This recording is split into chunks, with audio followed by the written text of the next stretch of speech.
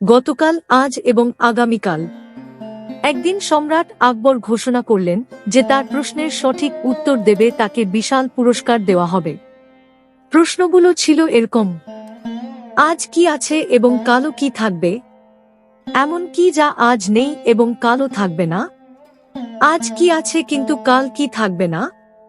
এই তিনটি প্রশ্নের উদাহরণও দেওয়ার কথা ছিল। এই তিনটি চতুর প্রশ্নের উত্তর কেউ খুঁজে পায়নি। তখন বীরবল বললেন, মহারাজ, আমি আপনার প্রশ্নের উত্তর দিতে পারি, তবে এর জন্য আপনাকে আমার সাথে শহরটি ভ্রমণ করতে হবে। তবেই আপনার প্রশ্নের সঠিক সমাধান হবে। আকবর ও বীরবল তাদের ছদ্মবেশ পরিবর্তন করে সুফিদের পোশাক পরে রওনা হন। কিছুক্ষণ পর তারা হাটে দাঁড়িয়েছিল। তারপর দুজনে একটা দোকানে ঢুকল। বীরবল দোকানদারকে বললেন, বাচ্চাদের লেখাপড়ার জন্য আমাদের একটা মাদ্রাসা তৈরি করতে হবে, আপনি এর জন্য আমাদের 1000 টাকা দিন। দোকানদার তার হিসাবরক্ষককে 1000 টাকা দিতে বললে বীরবল বললেন, আমি যখন তোমাকে বলবো যদি টাকা নিচ্ছি, তোর মাথায় জুতা মারব। প্রতি টাকায় একটি জুতা থাকবে। বল, তুমি কি প্রস্তুত? একথা শুনে দোকানদারের চাকর রেগে গিয়ে বীরবলের সাথে কর্মর্দন করতে এগিয়ে এলো। কিন্তু দোকানদার চাকরকে শান্ত করে বলল, আমি প্রস্তুত, তবে আমার একটা শর্ত আছে। আমাকে আশ্বস্ত করতে হবে যে আমার অর্থ এই মহৎ কাজে ব্যয় করা হবে।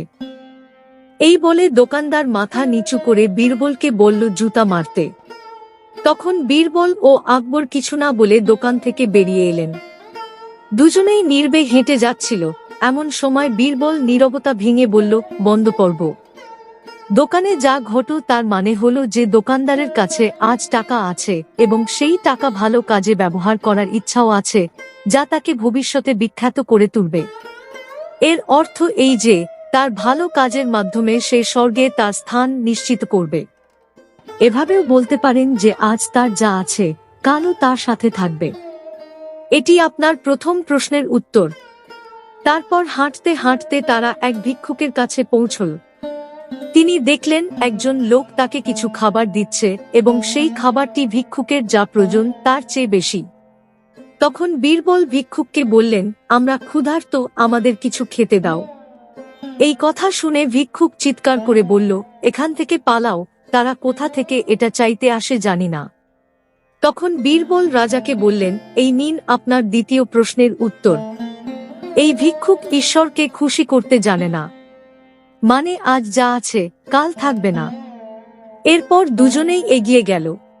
তিনি একটি তপস্বীকে একটি গাছের নিচে তপস্যা করতে দেখেছেন। বীরবল তার কাছে গিয়ে তার সামনে কিছু টাকা রাখলেন। তখন তপস্বী বললেন, এখান থেকে সরান, আমার কাছে এটা অর্জিত অর্থ, আমি এমন টাকা চাই না।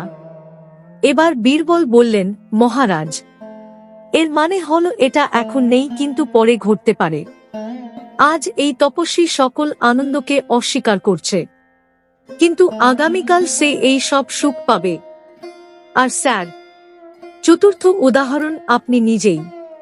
তুমি তোমার পূর্বজন্মে পুণ্যকর্ম করিয়াছিলে এবং এই জীবন অতি আড়ম্বর সহকারে অতিবাহিত করিতেছ, কোন কিছুর অভাব নাই। আপনি যদি সততা এবং ন্যায় বিচারের সাথে শাসন করতে থাকেন তবে আগামীকাল আপনার এই সব না হওয়ার কোন কারণ নেই।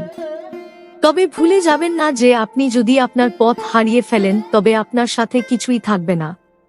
সম্রাট আকবর তার প্রশ্নের বুদ্ধিমান ও চতুর উত্তর শুনে খুব খুশি হলেন।